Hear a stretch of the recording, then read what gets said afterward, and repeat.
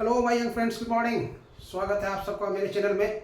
मैं सुरेश सर आप लोगों के लिए कुछ विशेष चीज़ लेकर के आज मैं आया हूँ।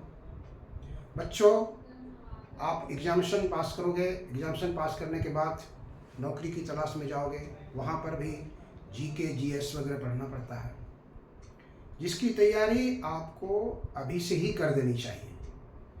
इसी सिलसिले में हम कुछ जनरल नॉलेज पॉलिटिकल साइंस का कुछ पोर्शन लेके आज आए हैं आपके पास। समर वैकेशन पीरियड समाप्त हो चुका है। अपने आपको रिफ्रेश करते हुए फिर आप अपने क्लास को ज्वाइन करेंगे और आगे बढ़ेंगे। हम आज आपको लेके आए हैं केंद्र सरकार में जो सरकार का गठन होता है, किस प्रकार से होता है। अभी 18वीं लोकसभा चुनाव संपन्न हुआ है, उसी के सिलसिले में थोड़ा सा हम आपसे बात करेंगे, शेयर करेंगे और आप हर पॉइंट को बारीकी से सुनेंगे। ये आपके लिए जीके जनरल नॉलेज इसको कहते हैं, उसमें एक अहम भूमिका निभाएगा। भारत सरकार के निर्वाचन आयोग के द्वारा 18वीं लोकसभा का चुनाव संपन्न कराने के बाद सरकार के गठन की प्रक्रिया कल संपन्न हो गई। 18वीं लोकसभा का जो चुनाव संपन्न हुआ, इससे लोकसभा में कुल सदस्यों की जो संख्या है वो है 545।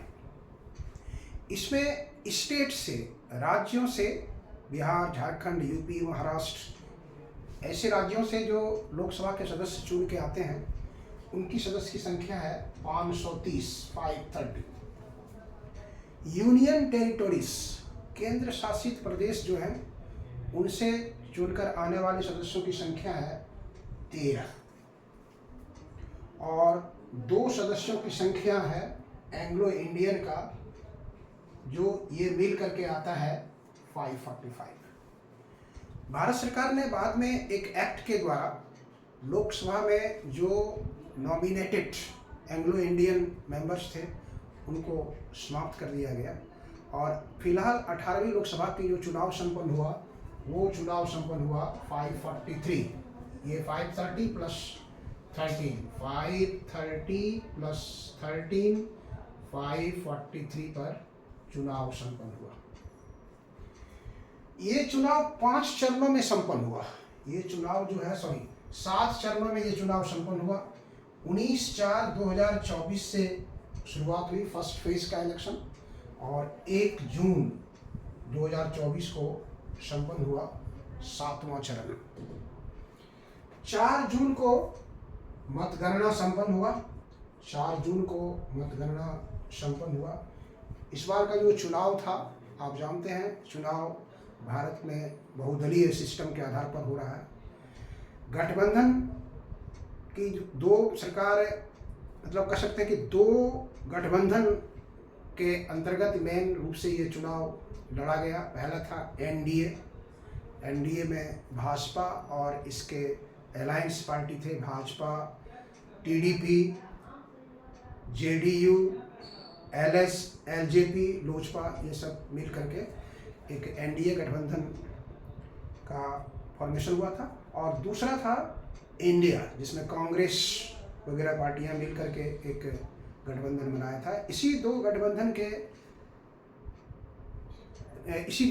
के मतलब कह सकते हैं कि टारगेट में चुनाव लड़ा गया और जो कैलकुलेशन के बाद, मतगणना संपन्न होने के बाद जो विनिंग पार्टी आई, उसमें एनडीए के गठबंधन के द्वारा 293 सीट पर उनका विजय प्राप्त हुआ और इंडिया इसमें 293 में बीजेपी 240 है और इंडिया में 234 में कांग्रेस जो है वो सबसे बड़ी पार्टी है, 99, कांग्रेस 99 है।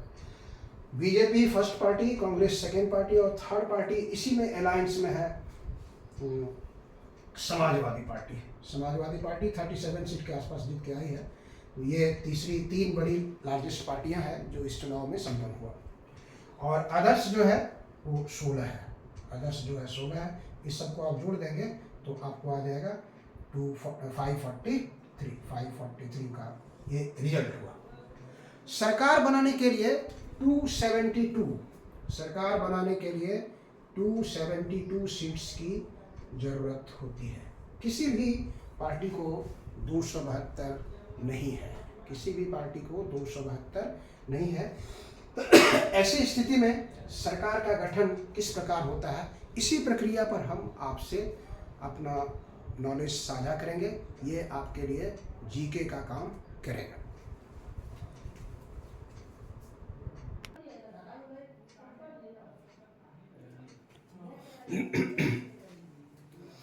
अब हमारे संविधान में क्या लिखा गया है, देखिए हमारा संविधान कहता है आर्टिकल 74 में राष्ट्रपति को सहायता और सलाह, राष्ट्रपति को सहायता और सलाह के लिए एक मंत्री परिषद होगी जिसका प्रधान प्राइम मिनिस्टर होगा।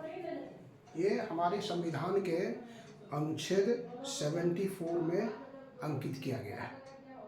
ठीक है, कि राष्ट्रपति को सहायता और सलाह देने के लिए एक मंत्री परिषद होगी जिसका प्रधान प्राइम मिनिस्टर होगा। आर्टिकल 75 कहता है पीएम की नियुक्ति राष्ट्रपति करेगा, प्रधानमंत्री की नियुक्ति राष्ट्रपति करेगा। मंत्री परिषद में प्रधानमंत्री होंगे और अन्य मंत्री होंगे। मंत्री भी 3 प्रकार का हो गया, एक कैबिनेट मंत्री, फिर एक राज्य मंत्री और कुछ ऐसे मिनिस्टर होते हैं जो इंडिपेंडेंट चार्ज के होते हैं, स्वतंत्र प्रभार के होते हैं। तो पीएम की नियुक्ति राष्ट्रपति करेगा और अन्य मंत्रियों की नियुक्ति राष्ट्रपति पीएम की सलाह पर करेंगे। क्लियर हो गया? 74 क्या कह रहा है? राष्ट्रपति को सहायता और सलाह देने के लिए एक मंत्री परिषद होगी जिसका जो प्रधान होगा वो प्राइम मिनिस्टर होगा। आर्टिकल 75 कहता है प्राइम मिनिस्टर की नियुक्ति राष्ट्रपति करेंगे और अन्य मंत्रियों की नियुक्ति राष्ट्रपति प्रधानमंत्री की सलाह पर करेंगे। ठीक है। 2003 में 91वें संविधान संशोधन के द्वारा ये निर्धारित किया गया कि मंत्रियों की संख्या लोकसभा की जितनी सदस्य संख्या है उसका 15% से अधिक नहीं होगा। मंत्रियों की जो संख्या होगी लोकसभा में जितने सदस्य हैं उसका 15% से अधिक नहीं हो सकता है। ये जीके का ये 3 पॉइंट जो है बच्चों, 3 पॉइंट यहाँ पर जो हमने बताया ये याद रखना है आपको कि ये जो मंत्री परिषद है राष्ट्रपति की सहायता और सलाह देने के लिए मंत्री परिषद का गठन संविधान के किस अनुच्छेद के आधार पर किया जाता है तो 74 के आधार पर किया जाता है। प्रधानमंत्री की नियुक्ति राष्ट्रपति संविधान के किस अनुच्छेद के आधार पर करते हैं तो वो 75 के आधार पर करते हैं। संविधान के किस संशोधन के द्वारा ये निर्धारित किया गया है कि मंत्री परिषद की संख्या लोकसभा के सदस्यों की संख्या से, लोकसभा के सदस्यों की संख्या 15% से अधिक नहीं हो सकती है, तो वो 91 संशोधन के अनुसार ये दिया गया। ठीक है। अब कहता है उसमें कि सरकार की जो संसदीय व्यवस्था है उसमें राष्ट्रपति लोकसभा में बहुमत प्राप्त दल के नेता को पीएम नियुक्त करेगा। पीएम नियुक्त करेगा किसको? जो बहुमत प्राप्त दल का नेता होगा। तो अभी आप देखें कि भाजपा को 240 है, सबसे बड़ी पार्टी है, तो उसको स्पष्ट बहुमत है नहीं। कांग्रेस सेकेंड बड़ी पार्टी है, उसको 99 है, स्पष्ट बहुमत नहीं है। समाजवादी पार्टी को 37 है, स्पष्ट बहुमत नहीं है। तो इसका मतलब क्या हुआ कि जब किसी पार्टी को बहुमत नहीं है और अगर वो गठबंधन बना करके चुनाव लड़ा है तब राष्ट्रपति गठबंधन का जो नेता है उस गठबंधन के द्वारा जिस दल के नेता को, जिस दल के संसद के सदस्य को दल का नेता चुना जाता है उसी को प्रधानमंत्री बनाने के लिए राष्ट्रपति आमंत्रित करते हैं। तो ये राष्ट्रपति का विवेक है। इसके आधार पर अगर नहीं भी है तब सबसे बड़ी पार्टी को वो अपने वैयक्तिक के विचार के आधार पर प्रधानमंत्री के लिए आमंत्रित कर सकता है। लेकिन ऐसी सरकार को 1 महीने के अंदर विश्वास मत हासिल करना पड़ता है। 1 महीने के अंदर विश्वास मत हासिल करना पड़ता है। अगर 1 महीने के अंदर विश्वास मत वो में असफल हो जाता है तो सरकार गिर जाती है। उस स्थिति में राष्ट्रपति का ये भी विचार है कि संसद को भंग नहीं करके सेकेंड लार्जेस्ट पार्टी को भी दोबारा मौका दिया जा सकता है। तो ये सब सरकार की संसदीय व्यवस्था है, जिसके आधार पर तो हमने देखा कि एनडीए गठबंधन सबसे बड़े दल के रूप में उभर के आया है और इसके सदस्यों की संख्या 293 है। तो 293 के जो गठबंधन वाले दल है, इसमें श्री नरेंद्र मोदी को गठबंधन दल का नेता चुना गया और तब राष्ट्रपति ने उनको नई सरकार बनाने के लिए आमंत्रित किया।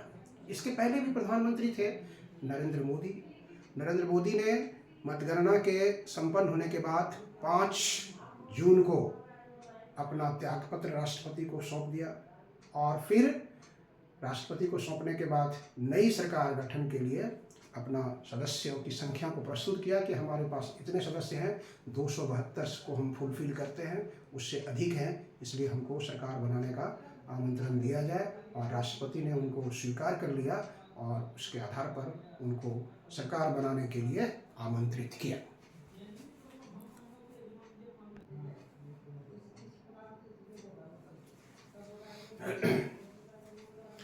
एनडीए गठबंधन दल के नेता चुने जाने के बाद जब राष्ट्रपति ने उनको आमंत्रित किया सरकार बनाने के लिए, तो उन्होंने 9 जून 2024 को पीएम का शपथ ग्रहण समारोह उन्होंने पीएम का शपथ लिया। पीएम का जो शपथ ग्रहण समारोह संपन्न हुआ 9 जून 2024 को संपन्न हुआ। श्री नरेंद्र मोदी का राजनीतिक जीवन, वो चीफ मिनिस्टर के पद की हम बात करते हैं। 2001 से 2014 तक वो लगातार 4 बार गुजरात के मुख्यमंत्री के पद को उन्होंने सुशोभित किया। 4 बार मुख्यमंत्री के रूप में उन्होंने शपथ ग्रहण किया। 2014 से 2024 तक 2 बार उन्होंने प्रधानमंत्री के रूप में शपथ ग्रहण लिया। और ये जो 9 जून को उन्होंने प्रधानमंत्री के रूप में शपथ लिया, तो ये हम कह सकते हैं कि 2001 से 2024 के प्रधानमंत्री के 3rd टर्म को लेकर के इसको 3.0 के रूप में कहा जा रहा है। लगातार 7 बार मुखिया का जो पद होता है उसको उन्होंने सुशोभित किया, चाहे वो मुख्यमंत्री का पद हो या फिर प्रधानमंत्री का पद हो। इसलिए 2001 से अभी तक वो लगातार मुखिया का पद को सुशोभित करते रहे। प्रधानमंत्री शपथ ग्रहण के तुरंत बाद 72 मंत्रियों को भी शपथ दिलाया गया। अभी आपको हम बताया कि 91वें संविधान संशोधन के अनुसार यह निर्धारित किया गया है कि लोकसभा के सदस्यों की कुल संख्या का 15% से अधिक मंत्री नहीं हो सकता है। तो यहाँ पर 72 मंत्रियों को शपथ दिलाया गया। 72 मंत्रियों को शपथ दिलाया गया।